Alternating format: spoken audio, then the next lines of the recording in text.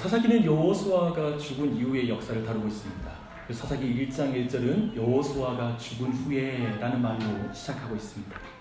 우리가 살펴볼 2장은 사사기 전체 역사를 요약하는 한 장입니다. 이 재판관이라고 불리는 이 사사, 그들이 다스렸던 이스라엘의 그 시대는 약 적게는 200년에서 많게는 400년 정도를 다스리게 되는데요. 굉장히 긴 기간, 그 장구한 역사를 이 장에 있는 그 한 장에다가 요약하고 있는 것입니다. 그래서 오늘 그 요약한 내용을 살필 텐데요. 굉장히 짧게 나누는 거죠, 그렇죠? 아무리 길어도 200년 역사를 짧게 나누는 거니까 이 시간 중에 하나님의 은혜가 우리 모두에게 있길 바랍니다. 오늘 말씀 제목은 사사기의 사이클입니다. 이 사이클은 뭐냐면 죄와 심판, 구원입니다. 따라서 하겠습니다. 죄, 심판, 구원. 사사기는 영적인 실패를 다루고 있습니다. 그래서 우상을 숭배하다가 이방 민족의 압제기를 당해서 고통당하면서 신음소리를 내죠. 하나님께 부르짖죠. 그 가운데 하나님께서는 사사를 통해서 이스라엘 백성을 구원하신 이야기, 그리고 이 일이 사사가 다스리는 시간이 끝나면 또 그 일을 반복하는 이야기가 사사기의 전체 이야기입니다. 그런데 이런 반복은 우리네 인생에서도 동일하게 반복되고 있습니다. 그렇지 않습니까? 2017년을 한번 돌아보십시오. 우리도 아마도 하나님 앞에 헛된 우상을 숭배하고 하나님만큼 하나님 곁에 다른 신을 두고 또 하나님 이상으로 사랑하는 것들이 우리의 삶에 있었을 수 있습니다. 그렇게 하다가 힘들면 하나님 도와주세요, 너무 힘들어요 말할 때 하나님께서 우리 모두를 도우사 여기까지 온 줄 믿습니다. 그 은혜에 감사하십시오. 하나님 감사합니다 라는 고백이 있길 바랍니다. 근데 우리 모두에게 좀 절망스럽게 느껴지는 부분이 뭐냐면 아마도 이 일을 우리 평생에 이 반복이 계속 있을 것이라는 예상이 든다는 것입니다. 이 반복을 어떻게 이해해야 합니까? 우리도 우상을 숭배하다가 신음소리를 내고 구원을 받고 또 하나님을 떠나고 하는 이 반복들 말입니다. 이 반복을 어떻게 이해할지, 그리고 이 사이클에서 하나님을 어떻게 잘 섬길 수 있을지, 그리고 사사기를 주신 목적이 결국 낙심한 우리를 다시 한번 일으키기 위하신다는 사실을 깨달으며 오늘 말씀을 통해 하나님의 은혜를 받기를 바랍니다. 제가 최근에, 그때는 보지 못하고 굉장히 오래된 영화인데요, About Time이라는 그런 영화를 봤습니다. 네, 장르로 말하면 로맨틱 코미디입니다. 그래서 특별히 오늘 저녁에 아내와 함께, 남편과 함께 꼭 이 영화를 보시면 너무 따뜻한 마음으로 우리의 마음이 충만해질 것 같은 그런 생각이 듭니다. 네, 여기 영화의 내용이 어떠냐면 이제 성년이 된 아들 팀에게 아버지가 그 가문에 내려오는 비밀을 알려줍니다. 그 비밀은 뭐냐면 그 가문의 남자들은 시간여행을 할 수 있다는 그런 비밀입니다. 그래서 주인공인 팀에게 아버지는 자신이 시간여행을 하면서 배웠던 중요한 가르침들을 알려주죠. 네, 근데 한 가지의 가르침이 뭐냐면 가장 슬프고 그리고 너무 무료했던 일상을 다시 하루를 더 살아봐라 라는 거였습니다. 그래서 그대로 아버지의 말을 따라가자 일상에서 소소하고 그 삶에서 자신이 미처 보지 못했던, 당일날 당했을 때는 너무나 지루하고 힘겹고 슬펐던 일들이 또 주변을 돌아보니까 삶의 의미들을 또 발견하게 되는 그런 과정들을 그가 경험하게 되죠.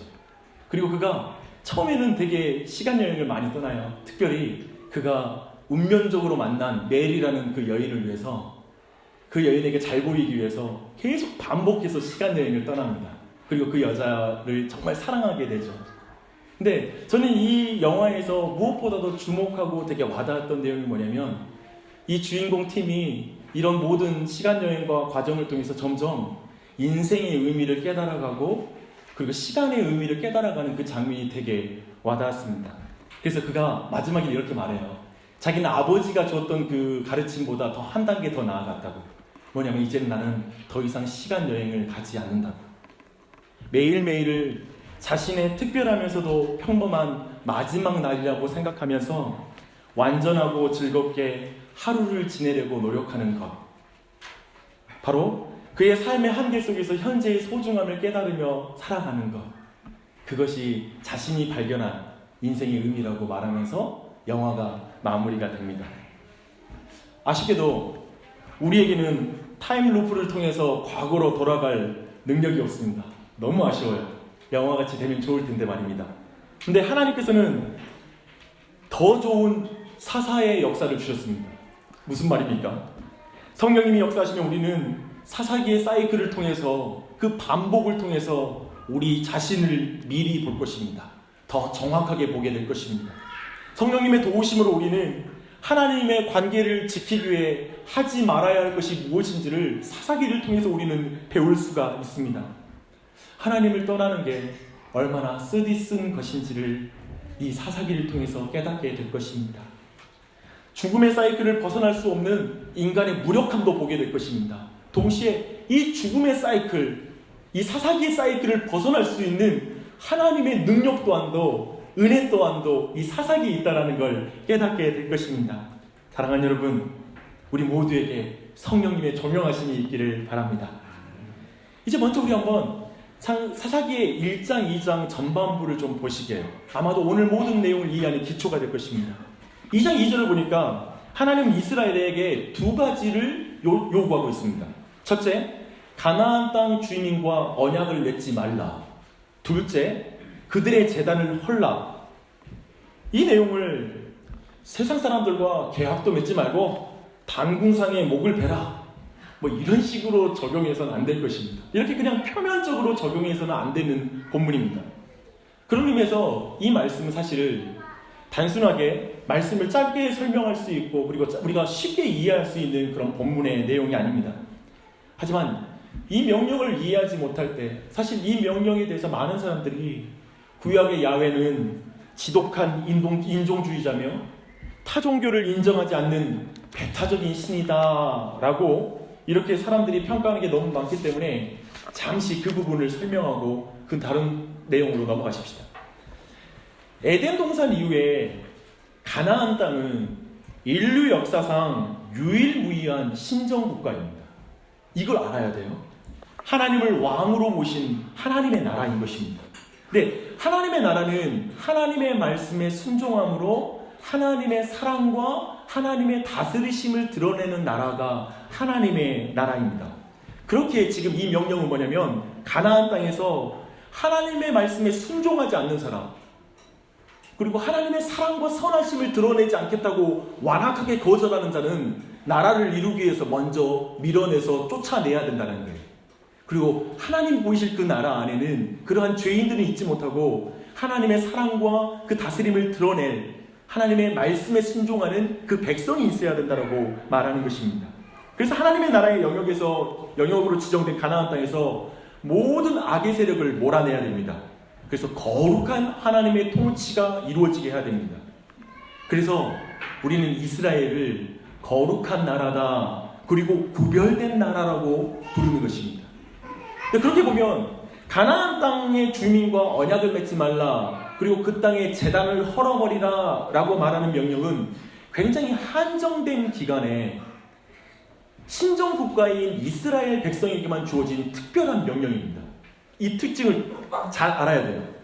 근데 지금 우리가 살고 있는 이 시대는 신정국가 이스라엘의 시대가 아니에요. 그래서 우리는 세상 사람과 어울려 살고 있고요, 그리고 단궁상에 목을 벨 필요가 없습니다. 하지만 가나안 땅 주민과 언약을 맺지 말 것과 그들의 제단을 헐지 말라는 이 명령은 오늘날 영적인 하나님 나라인 교회에게 분명한 또 메시지가 있어요. 그 내용의 의미는 한마디로 이것입니다. 따라하겠습니다. 죄와 타협하지 말라. 다른 우상을 섬기지 말라. 이것은 분명하게 지금 우리 모두에게 주고 있는 메시지입니다. 오늘날 교회를 생각해 보십시오. 놀랍게도 세상 사람들이 교회에 기대하는 게 뭔지 아세요? 거룩성이에요. 세상 사람들이 교회를 욕하는 이유를 보면 잘 알 수 있습니다. 세상도 교회를 향해서 왜 욕하냐면, 야, 너희도 우리와 똑같이 돈 사랑하고 권력 사랑하고 성을 사랑하는구나. 그러면 되냐? 라고 말해요. 우리는 그렇게 혹시 할지라도 교회는 그러면 안 돼. 목사는 그러면 안 돼. 그리스도인들은 그러면 안 되라고 도리어 교회의 특징과 부르심을 세상 사람이 정확히 알아요. 그것은 거룩성이에요. 교회인들은 자신과 달라야 한다고 말하는 것입니다. 지금 이 말을 여러분 동의하세요? 만약 여러분이 교회는 세상과 달라야 한다, 세속적인 가치관에 물들지 않고 타협하지 않고 예수님의 정신을 따라야 한다라고 생각하는 사람이라면 가나안 땅의 주민과 언약을 맺지 말고 그들의 제단을 헐라라는 말이 무슨 의미인지 알 수 있는 거예요. 그 말이 그 말이거든요. 이해되세요?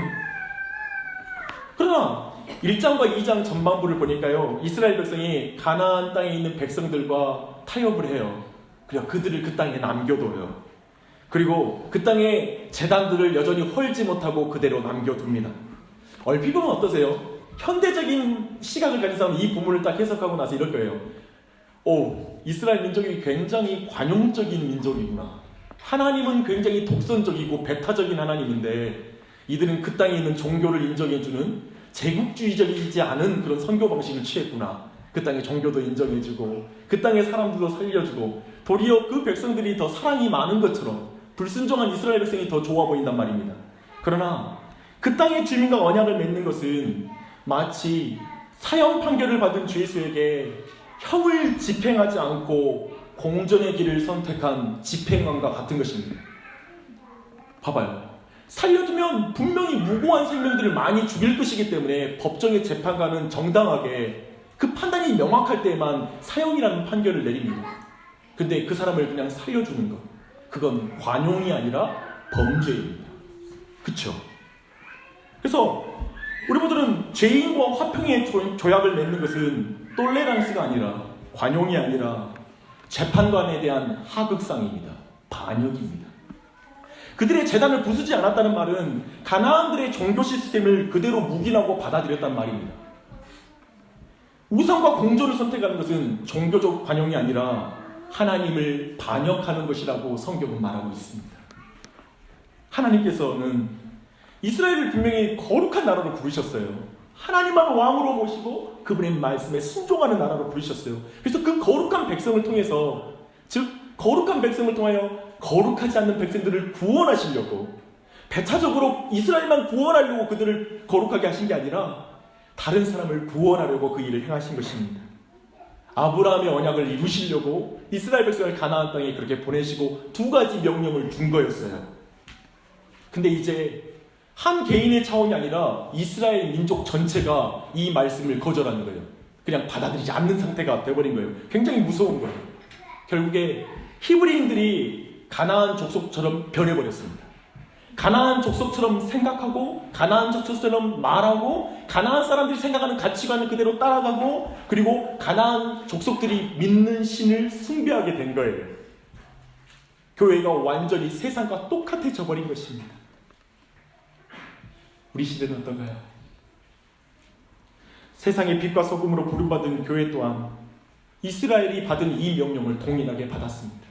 자신들이 세워진 그 땅, 그 지역에서 하나님의 거룩한 빛과 소금이 되어서 그 지역 가운데 있는 모든 악한 것들을 몰아내고 하나님의 거룩한 말씀과 통치가 이루어지도록, 하나님의 사랑이 그 땅 가운데 증거되도록 교회를 불렀습니다. 그런데 한국교회의 역사는 어떻습니까? 어쩌면 가장 힘이 없을 때, 부족했을 때 한국교회는 하나님의 말씀 앞에 서려고 몸부림쳤고 그리고 기도하려고 몸부림쳤습니다. 전 세계 교회들이 한국교회의 기도의 모습을 얼마나 본받고 칭찬했습니까? 참으로 그렇게 해서 교회는 커졌고 교인들은 많아졌습니다. 하지만 교회 안에 거룩성이 사라졌습니다. 그들이 세상과 타협하고 죄와 타협하기 시작했을 때 교회는 점점 약화되기 시작했고 세상의 비웃음거리가 되고 있지 않습니까? 세상이 이렇게 말하는 거예요. 교회도 똑같아. 세상하고 똑같아. 교인들이 더하던데? 라고 말하는 것입니다. 제 말은 모든 교회, 지역교회가 그렇게 됐다는 말이 아니라 한국교회의 전체적인 흐름이 그렇게 가고 있다는 말인 것입니다. 아마도 우리 모두 그것을 부인하지는 못할 것입니다. 이것을 성경은 이스라엘 자손이 여호와의 목전에서 바알을 숭배한 것이다 라고 말하고 있습니다. 교회가 마음으로 우상을 섬긴 수준이 아니에요. 몰래 우상을 집에 놓고 숨기는 그런 정도가 아니에요. 가나안의 주신인 바알을 대놓고 섬겼다고 말하는 거예요. 대놓고, 적나라하게. 바알이라는 이름 자체가 뭐냐면 주인 또는 영주라고 부를 때 바알이라고 불러요. 그래서 한 지역에서 우리의 바알, 그러면 우리의 영주라고 부르는 그런 이름인 것입니다. 근데 그는 마치 로마 신화에서 제우스 신과 같이 신들 전체 안에서도 주인신인 거예요. 그리고 그의 아내가 바로 아스다롯이라는 그런 여신입니다. 그는 풍요를 관장하는 신이에요. 그래서 자연을 주관해요. 모든 바람과 물과 땅과 햇볕, 이 모든 걸 중요하기 때문에 그를 잘 섬겨야지 풍성한 수확을 확보할 수 있는 거예요. 그래서 그를 가나안 사람들은 숭배했고 이스라엘 백성도 보니까 그를 숭배하는 게 좋겠다 싶어서 그를 숭배하기 시작한 것입니다. 그래도 우리 마음에 그런 질문 생기지 않으세요?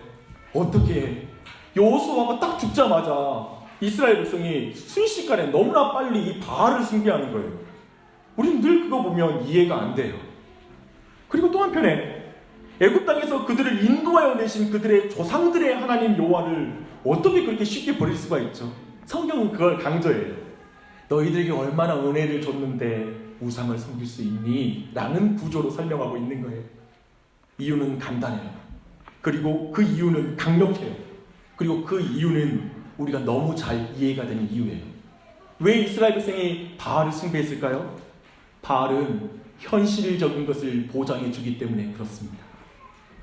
먹고 사는 문제를 분명하게 보장해 주기 때문에 바알을 숭배하는 거예요. 현재를 보장해 주기 때문에 바알이 와닿는 거예요. 그리고 내 현실의 문제를 해결해 준다고 말하니까 그 신이 너무 선하고 매력적인 거예요. 한번 여러분 자신에게 묶어서 잘 들어보십시오. 우리에게는 과거가 아닌 현재가 중요합니다. 조상의 하나님이 아니라 내 자식 잘되게 하는 하나님이 더 중요합니다. 죄로부터 구원한 하나님이 아니라 나에게 현실적인 풍요를 주는 하나님이 더 소중하고 내 그 필요, 지금 내 열악한 이 상황을 바꿔줄 승진도 시켜주시고 내 좋은 위치를 확보해 줄 신이 더 선하고 좋아 보이는 것입니다. 이제 좀 더 와닿으신가요? 현재와 현실을 확신시켜주는 돈이, 그리고 학벌이, 신분이 우리에겐 너무 소중하고 매력적인 것입니다. 저도 그렇습니다. 여러분은 어떠신가요? 정말 매력적이지 않나요? 문제는 교회마저도 또 교인들의 대화 안에서도 몰래가 아니라 적나라하게 이 세상적인 가치를 대놓고 이야기하면서 나는 그것이라고 말하는 거예요. 지금 이스라엘 백성의 타락의 정도가 그 정도였다는 거예요. 그래서 이렇게 말하는 거예요. 제발 2000년 전에 예수님이 우리 영혼을 구원했다는 말 좀 그만하세요. 제발 우리의 현실에 맞게, 우리 현실에 관심 있는 설교 좀 해주세요, 목사님. 과거의 십자가를 외치는 설교가 현재에 얼마나 무력하게 보이는 줄 아세요? 내 자녀들과의 관계, 내 자녀 저 고쳐지지 않고 저렇게 힘들어하는 저 자녀에게 너무 공허한 말이에요. 우리 부부관계, 그 말은 너무 먼 말이에요. 우리는 지금 우리에게 실용적인 신을 원한다고요. 지금 열병화 발전소하고 하나님을 잘 섬기는 거가 무슨 상관이 있냐고요. 내 아이들 나주를 벗어나 서울로 진입하는데 내가 교회 생활이 무슨 소용이 있냐고요. 자식들 좋은 학벌과 확실한 미래를 위해서라면 저는 바알이라도 숭배할 것입니다. 아이고, 너무 과격한 말입니까? 아니면 너무 현실적이어서 과격하게 들립니까? 대놓고 우상을 숭배하는 시다는 말에 여러분 동의하지 못하는 분 계실 거예요. 나는 그런 우상 없는데? 그렇게 숭배하는 거 없는데? 라고 말입니다. 나는 아니다라고 지금 말하고 싶은 분도 계실 수 있습니다. 근데 한번 좀 더 우상의 그 뿌리로 들어가 보시게요. 우상 숭배가 오늘날 얼굴이 두 가지 얼굴이 있어요. 제가 사사기에서 보는 두 가지 얼굴이에요. 그 첫 번째 얼굴은 17장 6절, 18장 1절, 19장 1절, 21장 25절 사사기 내내 말하고 있는 이 말이에요. 한번 여러분 함께 따라하겠습니다. 그때 이스라엘에 왕이 없으므로 사람이 각기 자기의 소견에 옳은 대로 행하였더라. 이게 우상 숭배의 다른 모습이에요. 그래서 왕이신 하나님의 말씀을 그들의 기준으로 삼는 게 아니에요. 사람들은 하나님의 말씀, 그리고 이제 종교적인 지배를 받지 않는 것이 진정한 독립이라고 말하는 사람들이 나타나기 시작했어요. 인간의 진정한 해방은 하나님의 말씀과 종교적 틀과 요구를 벗어나 그저 인간의 내면에서 말하는 것을 그대로 행하는 것이 진정한 인간에게 해방이다라고 말하는 거예요. 내가 내 인생의 주인이 되고 내 기준이 되어 사는 것이 주체적인 삶이다라고 이렇게 말하는 것입니다. 이런 것은 밖에 철학자들에게 계속 들리는 소리죠. 그런 면에서 오늘날 사람들은 내가 왕이 되어 사는 것이 주체적인 삶이지 우상숭배와 같은 말이라는 걸 잘 이해를 못합니다. 하지만 내가 왕이 되어 살아갈 때, 하나님을 내 삶에서 밀어낼 때 반드시 사람은 예배하게 되어 있습니다. 뭘 예배하냐면 하나님이 아닌 다른 것을 예배하게 되어 있어요. 다른 것을 숭배하게 되어 있어요. 성경은 이스라엘 백성이 여호와 하나님을 버리고 바알과 아스다롯을 섬겼다라고 이렇게 그걸 연결시켜서 말해주고 있습니다. 예배의 대상이 바뀐 것입니다. 사랑의 대상이 바뀐 것입니다. 자기가 자기 인생의 주인이 될 때, 자기가 왕이 될 때 그렇게 바뀌는 거예요. 하나님이 없는 빈자리를 이제 다른 것으로 채우려고 하는 것입니다.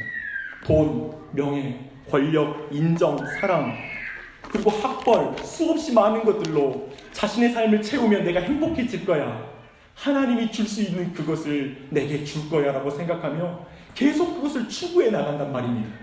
자기가 자신의 인생의 왕이 될 때, 그때 실제로는 주체적으로 살아가는 게 아니라 미치도록 뭔가에 사로잡혀 사는 것입니다. 근데 이 우상숭배의 다른 모습으로 사사기는 두 번째로 따라합니다. 나는 더 이상 죄와 싸우지 않아. 우상숭배의 다른 표현은 뭐냐면 나는 더 이상 죄와 싸우지 않아요. 설명해 드릴게요. 죄와의 싸움을 멈추면, 거룩한 백성이 되기를 멈추면 종교 혼합주의로 갑니다. 우상숭배에 빠집니다. 세상과 뒤섞여서 우리의 구별됨을 잃고 마는 것입니다. 교회를 잘 보십시오. 그리고 이 한 해 동안 여러분 자신의 신앙을 잘 보십시오. 그리스도를 닮아가기를 멈추면 결국 그리스도만이 구원자라는 이 진리를 놓고 싶어져요. 왜 그러냐면 알다시피 교회 생활도 열심히 따라갈 때, 열심히 예수님을 따라가는 교회 생활을 할 때 교회 생활이 즐거운 거예요.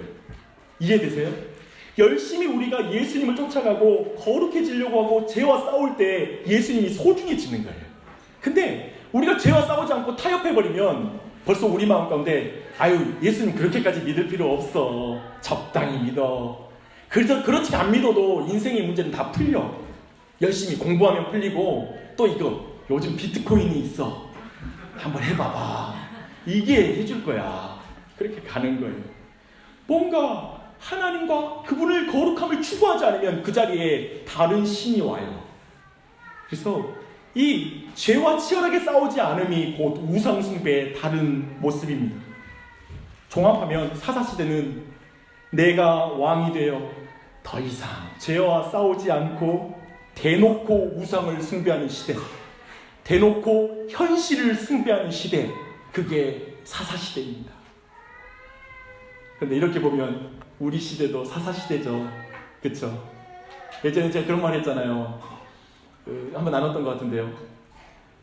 개신교는 로마 교황, 로마의 교황 그 한 사람이 성경에 해석권이 있다고 해서 개신교가 뛰쳐나왔어요.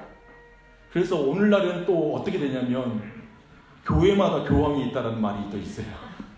근데 제가 볼 때 그 다음 시대가 있어요. 뭐냐면 교인들 각자가 교황이에요. 각자가 왕이 되어 살아가는 거예요. 누구 말도 안 듣고 아무런 제약이 없는 거죠.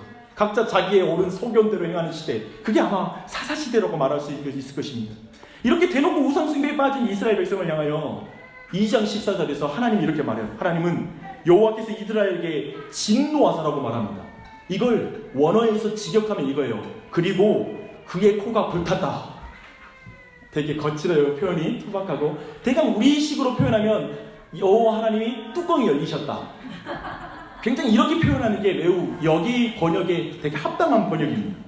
아마도 이렇게 분노하는 것에 대해 많은 사람은 생소할 거예요.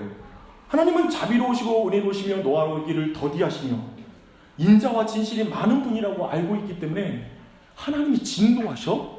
이런 말씀이 잘 와닿지 않는 것입니다. 참으로 많은 사람들은 여호와를 질투하시는 하나님이다 그러면 약간 비웃어요. 여러분 그런 마음 안 드세요? 여호와는 질투하신 하나님이다. 아유, 하나님이, 우리 엄마도 내가 여자친구 데려왔을 때 질투 안 했어요. 근데 하나님이 내가 우상 조금 더 사랑한다고 질투하시고 막 코에서 불이 나오시고, 그런 좀 유치한 신학을 말하지 마세요. 제가 믿는 하나님 그런 분 아니에요. 좀 이건 지워야 될 것 같습니다 라고 주장할지 몰라요. 사랑의 신이 어떻게 그 백성이 우상 숭배했다고 질투한단 말입니까? 근데 이건 성경을 완전히 뒤틀어서 잘못 해석하는 거예요. 성경은 하나님과 이스라엘 관계를 연인 관계라고 말을 해요. 그래서 우상 숭배를 가늠했다고 표현하는 거예요. 그래서 질투라는, 하나님이 질투하시다는 말을 쓸 때에는 연인 관계를 두고 하는 말입니다. 그런 의미에서 사랑하는 여인이 외도하는 것을 수수방관하는 것은 관용이 아니라 미친 거예요. 결혼식장에서 다른 여자를 생각하고 있는 남자는 파혼감이지 관용의 대상이 아니에요. 나는 아내가 외간 남자와 데이트하는 것을 반길 정도로 아내를 사랑합니다 라고 말하는 건 아내를 사랑하지 않는 것이지. 그렇죠? 하나님이 이스라엘 백성을 향하여 질투하신다는 의미는 뭐냐면 사랑하신다는 의미예요. 연인으로서. 하나님이 여러분을 연인으로 생각하세요. 지금도 동일해요. 하나님은 우리에게 질투를 느끼세요. 내가 다른 걸 하나님보다 더 사랑하면, 하나님 옆에다가 두면 그분은 너무나 화가 나시는 거예요. 남자로 여러분이 연인으로서 느끼는 감정인 것입니다. 그래서 여기서 한 가지 확실하게 정리하고 가시게요. 내가 하나님을 떠나 다른 거짓 신들에게 가더라도 하나님은 여전히 나를 봐주실 것이다 라고 말하는 분들 계십니까? 꿈도 꾸지 마시고요. 하나님 질투하십니다. 사랑하지 않으면 그래라고 놔두실 거예요. 근데 사랑하시면 그대로 안 놔두실 거예요. 그래서 하나님은 진노하십니다. 근데 하나님은 우리에게 진노하는 방식이 오늘 본문에 보니까 두 가지의 방식이 있다고 합니다. 첫 번째는 뭐냐면 이거예요. 수동적인 방식인데요. 네가 원하는 대로 될지어다 라고 말하는 거예요. 그래, 네가 사랑하는 것이 그것이니 그래, 계속 사랑해. 마음껏 사랑하거라. 우리 그럴 때 있잖아요. 엄마가 그래, 네 마음대로 해라. 어마어마한 두려운 말씀이에요. 근데 그때 그것을 마음대로 하래 엄마가. 이런 놈들은 전혀 어머니의 사랑이 뭔지는 모르는 개념이죠. 근데 이게 심판이라고요. 성경이 말하는. 그래서 성경이 이렇게 말하는 거예요. 노략하는 자의 손에 넘겨주사 그들이 노략을 당하게 하시니. 사도 바울이 이렇게 표현합니다. 그들을 마음의 정욕대로 더러움에 내버려 두사 라고 말하는 것입니다. 심판이란 무엇입니까? 자기가 원하는 대로 되도록 내버려 두시는 것이 심판이에요. 마지막 날에 있을 심판도 동일해요. 지옥은 하나님이 원치 않는 사람을 보내는 곳이 지옥이 아니라 사람들이 원하여 걸어가다가 마지막에 도착하는 데가 지옥이에요. 이해되세요? 우리가 원하는 대로, 죄인들이 원하는 대로 걸어가면 그 끝이 지옥이에요. 그걸 말려주시는 은혜를 받으면 천국에 가는 거예요. 이게 성경이 말하는 심판의 개념이에요. 그래서 심판을 받는 자 누구도 하나님 나 천국 가고 싶었는데 지옥에 왜 보내셨어요? 라고 말할 자가 없어요. 그냥 그가 원해서 거기 가 있을 뿐이에요. 지금 그것을 바로 하나님의 진노의 하나의 형태라고 말하는 것입니다. 우리들은 원하는 대로 한번 막 가보겠다는 생각해요. 그럴 때 있지 않습니까? 나도 한번 막 살아보고 싶은데 그래서 한번 나 교회 그만 다녀? 관두를까? 한번 나도 끝까지 달려볼까? 라는 생각하는 거죠. 젊은 그리스도인들 안에 야한 동영상을 볼 때 바로 이 결단을 하게 됩니다. 계속 치열하게 싸우다가 이제 마지막 결단이 뭐냐면 됐어, 오늘 갈 때까지 가보는 거야 라는 마음으로 클릭하기 시작하죠. 누군가를 미워할 때에도 또 누군가를 할 때도 우리는 결정을 해요. 한번 내 마음이 시키는 대로 한번 해봐야 되겠어. 내 마음이 시키는 대로 얘들한테 말 쏟아버리겠어 라고 마음의 결단을 하는 것입니다. 한번 달려볼까 싶습니다. 내 기분대로 부딪혀볼까 싶은 거예요. 근데 그게 그대로 되더란 말입니다. 놀랍게도 하나님은 음란 사이트를 클릭을 할 때 사이트를 닫지 않으세요. 놀랍게도 그냥 열어주셔. 하나님이 인도하십니까? 아니에요. 놀랍게도 하나님은 우리가 그런 결정을 내렸을 때 손가락을 부러뜨리거나 그리고 정말 우리의 마음의 귀에 우리의 귀가 안 들리게 만들거나 그렇게 하지 않으세요. 거의 대부분 하나님이 우리를 진노하사 우리가 원하는 대로 하게 내버려 두세요. 그렇게 모든 일을 경험하는 거예요. 근데 여러분 기억하십시오. 큰일이 없을 수 있어요. 하지만 그것이 하나님의 진노임을 알아야 됩니다. 우리는 하나님의 진노가 우리를 치는 것이라고 생각해요. 벼락이 떨어지는 거라고 생각해요. 아니요. 하나님의 진노는 우리가 진짜 무척이나 원하는 것을 그냥 이루어지도록 내버려 두는 거예요.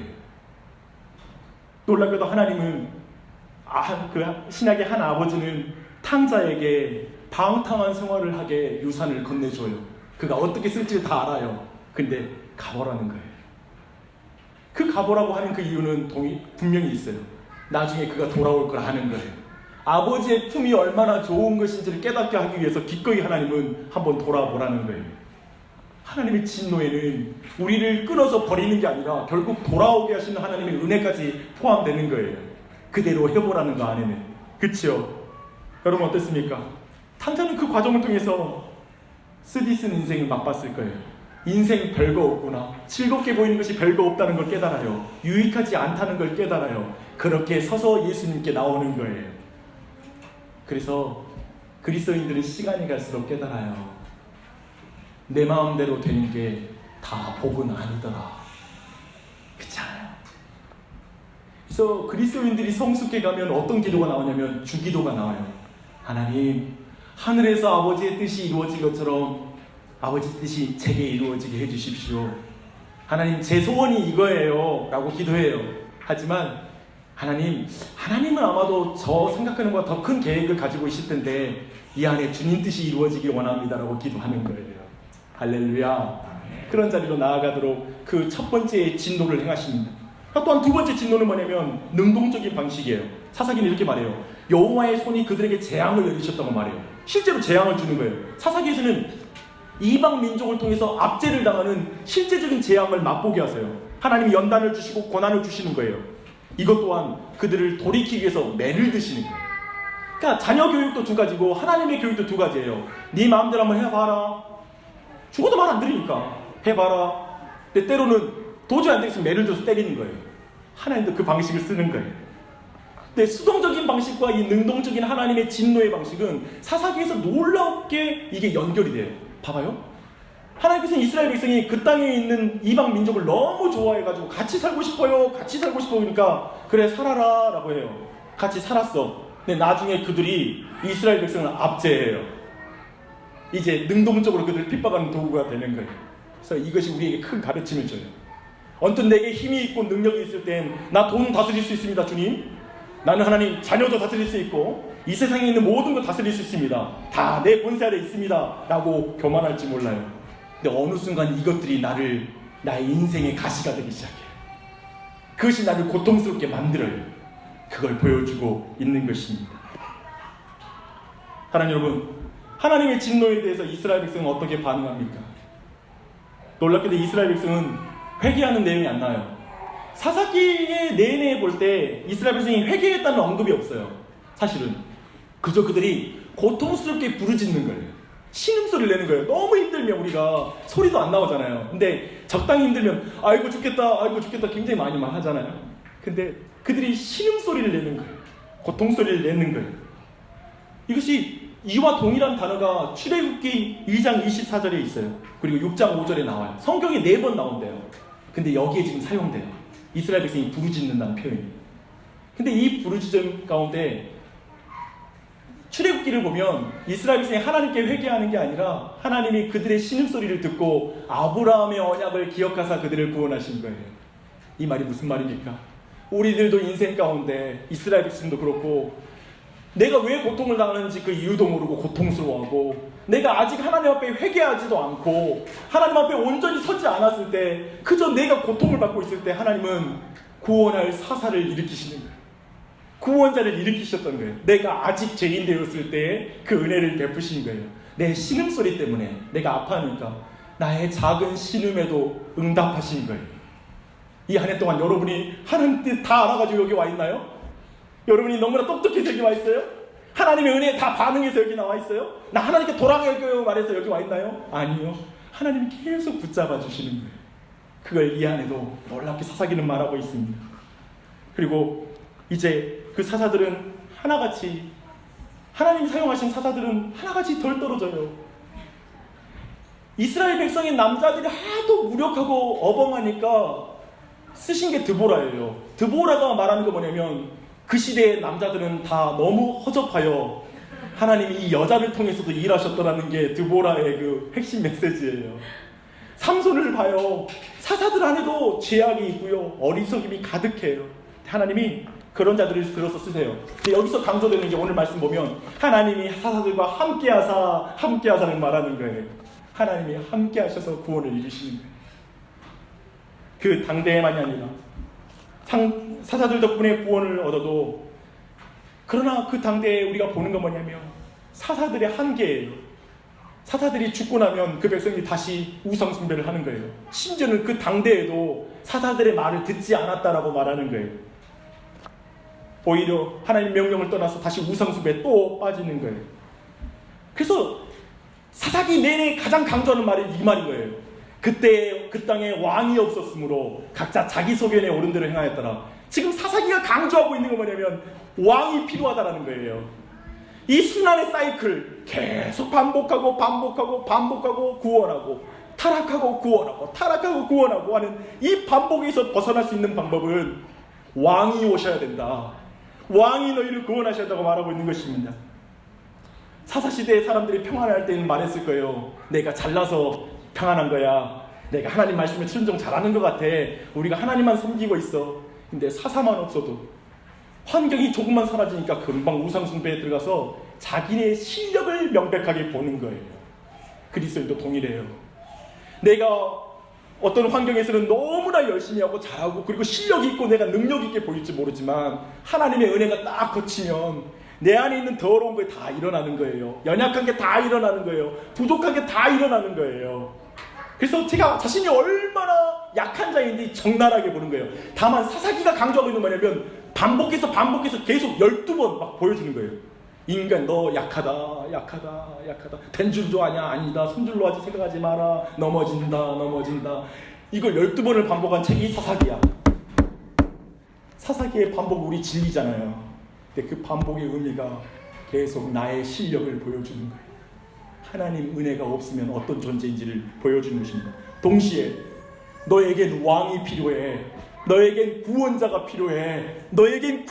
필요해. 내 인생이 이 순환에서 이 사사기의 패턴에서 벗어나려면 내가 친히 구원자가 되어서 너를 건져줘야 돼 라고 말씀하고 있는 것입니다. 할렐루야. 아멘.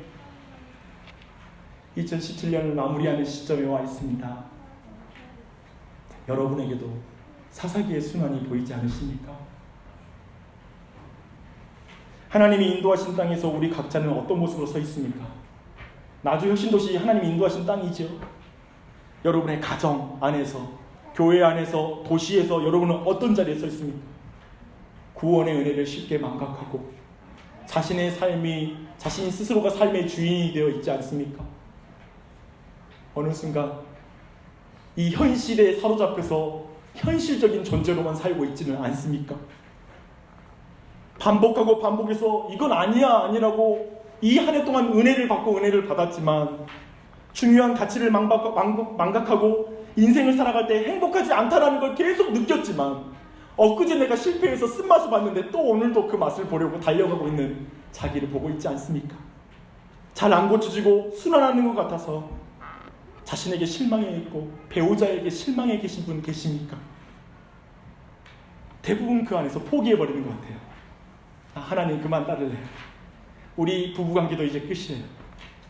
하나님 내 아이들도 더 이상 내 손에 없습니다. 됐습니다. 하나님과의 관계에도 실망이 가득해요. 또 실패했네요. 하나님 나 이런 신앙생활 질렸어요. 차라리 그만하는 게 나을 것 같은데. 순환. 저는 이게 이번 설교를 준비하는데 그렇게 와닿는 거예요. 반복, 순환. 이 반복된다는 게 사람을 질리게 만들어요. 그리고 기독교 신앙생활의 이 반복이라는 것이 우리의 신앙에서 그렇게 우리를 정말 무력하게 만들고 포기하고 싶은 마음이 들게 하는 게 이 반복이에요. 타임루프도 못하고 어떻게 합니까 우리가? 어떻게 해야 됩니까? 우리가 타임루프를 못하는데 과거에, 미래에, 현재에 계신 하나님이 이리 오세요. 하나님이 타임루프를 하세요. 할렐루야. 어떡하죠? 내가 해야 되는데 하나님이 하세요. 이 순환에서 우리를 누가 건져준단 말입니까? 이 죽음의 순환에서 누가 우리를 건져낼 수 있단 말입니까? 왕이 계십니다. 왕이 계십니다. 그 왕, 우리에게 필요한 그 왕이십니다. 그는 우리의 연약함을 고치시기 위해서 연약한 인간의 몸으로 오셨습니다. 현실에 사로잡힌 우리를 위하여 현실 가운데 육체를 입고 이 땅에 내려오셨습니다. 내가 왕으로 살아가는 우리를 위하여서 왕이신 만물의 창조주가 피조물의 모습을 입고 이 땅에 내려오셔서 왕이 십자가를 지고 십자가에 달려 죽으셨습니다. 할렐루야. 왕은 더 이상 죄와 싸우지 않는 우리를 위하여 그가 친히 죄와 싸우시고 이기시고 다 이루셨습니다. 그리고 저 어둠의 권세를 깨뜨리시고 부활하사 그 능력을 우리 모두에게 시작 선포하십니다. 내가 있다. 내가 너의 왕이다. 나를 믿으라. 그리하면 너와 내 집이 구원을 얻으리라. 그 사이클에서 너가 벗어날 수 있다. 너가 도저히 벗어날 수 없는 그 죽음의 사이클 말이다 라고 말씀하십니다. 그러니 그리스도를 믿으십시오. 그리스도를 의지하십시오. 그분의 오래 참으심을 생각하며 남은 죄를 속히 회개하십시오. 반복적인 죄에 묶여 있는 사람이 있다면 반복적으로 찾아오시는 예수님을 만나십시오. 또 일어나면 됩니다. 제가 오늘 말씀 마지막 마무리하겠습니다. 갑자기 저는 오늘 말씀 마무리를 한 자전거를 생각했어요. 우린 자전거 이렇게 헛바퀴 돌 때가 있잖아요. 근데 우리도 뭔가를 반복할 때마다 느끼는 것, 올해 이렇게 여기 서 있지만 작년에 내 영적인 수준하고 똑같은 것 같고, 아니 작년에 내 영적인 상태보다 그냥 퇴보한 것 같은 느낌, 그냥 인생 헛살았구나 라는 그 기분, 신앙생활할 때 나를 절망스럽게 만드는 그 기분 말입니다. 그렇게 우리가 돌리고 있을지 몰라요. 근데 제가 깨달은 게 뭔지 아세요? 그게 아니더라고요. 봐봐요, 바퀴가 굴러가는데 굴러가면 가요. 놀랍게도 나는 반복해서 나는 이 자리에 머문 것 같고 아무것도 하지 않은 것 같은데 내가 굴러간단 말입니다. 우리 인생이 그래요. 사사기의 사이클을 우리가 걸어갈 때 그 길을 걸어가지만 포기하지 마세요. 그 길 걸어가세요. 그렇게 앞으로 가는 거예요. 근데 더 좋은 게 뭔지 아세요? 지금 내 자전거 위에 예수님이 타 계시는 거예요. 그 예수님이 내 인생을 그저 반복적으로 방향 없이 매일매일 순환되는 루틴한 삶 속에서 그저 매일매일이 반복되는 것 같은 인생이 아니라 그리스도가 그 위에 계시니까 그리스도가 마지막에 종착점을 향하여 지금 우리를 몰고 가시는 거예요. 때로는 그저 내가 무너지는 것 같아도 진짜 아무것도 아닌 것 같고 정말 이렇게 내가 연약하냐, 정말 한심하다라고 말하는 그 존재들 또한도 예수님이 타고 계시면 가는 거예요. 아니 이 말씀이 여러분에게 위로가 됐으면 좋겠어요. 진짜 순환을 살아가고 있는 여러분, 사사기의 순환을 살아가고 있는 여러분에게 이 예수님이 여러분에 계시니 뭐가 두렵겠습니까? 제가 예전에 이런 고백을 드렸습니다. 하나님, 나는 하나님을 향해 달려가지 못하는 것 같아요. 머리로 기어가는 것 같아요. 왜냐하면 저는 한 번에 제대로 해본 적이 없습니다. 머리로 기어가는 인생 같더라고요. 근데 알겠더라고요. 머리로 기어가도 가는 거잖아요. 용기 내세요. 여러분이 부족하고 연약하다고 느낄 때에도 포기하지 마세요. 이게 포기하지 못할 이유고, 이걸 믿으면 굉장히 용기가 생깁니다. 바닥 쳤거든요. 바닥 친 사람, 진짜 바닥을 친 걸 인정한 사람은 자존심을 이겨요. 이해하세요? 그리고 하나님 뜻을 위해서만 목숨을 걸 수 있어요. 바닥을 진짜 치면 그렇다. 그러니 그 길 걸어가십시오. 사랑하고 축복합니다. 네, 기도하십시다. 하나님 아버지, 일상이 너무 순환되는 게 지겨워서 여행을 꿈꾸고, 그리고 내가 실패하고 싶지 않은 일이 반복되는 게 싫어서 일터를 떠나고 싶을 정도로 두렵습니다. 그러나 동일하게 영적으로도 하나님 앞에 계속 반복적인 게 실패하는 게 싫어서 이 일을 그만두고 싶고 주님 따르는 걸 포기하고 싶을 때도 있습니다. 그러나 그 인생 그저 신음만 하고 있고 아파하고만 있는 그 영혼을 위해 사사를 일으키신 주님은 우리가 아직 죄인 되었을 때 인간의 모습으로 이 땅에 오셔서 현실의 권력 앞에 죽음을 당하시고 그 모든 권세를 깨뜨리시고 죽음의 권세를 깨뜨리신 주님이신 줄 믿습니다. 이 순환로부터 우리를 건져내기 위해 이 질퍽하고 도저히 벗어날 수 없는 죽음과 죄로부터 우리를 해방시키기 위해 예수 그리스도께서 인간이 되어 왕이 오신 줄 믿습니다. 이 예수님을 왕으로 모셔드리게 하여 주시옵소서. 모든 마음들마다 예수님이 이루신 이 공로를 믿게 하여 주시고 그 예수 그리스도를 의지하게 하여 주시옵소서. 우리의 모든 자존심 내려놓게 하여 주시고 우리의 모든 연약함들 다 봤습니다. 얼마나 처절하게 내 인생을 묻고 있는지도 알고 있습니다. 나 그만큼 그리스도의 사랑이 큰 걸 믿습니다. 우리의 신음소리를 들으신 하나님의 귀가 크신 줄 믿습니다. 언약에 신실하신 하나님 아버지를 믿습니다. 그 은혜 앞에 우리 모두를 회복시키고 일으켜 주시옵소서. 감사하며 예수님의 이름 받들어 기도합니다. 아멘.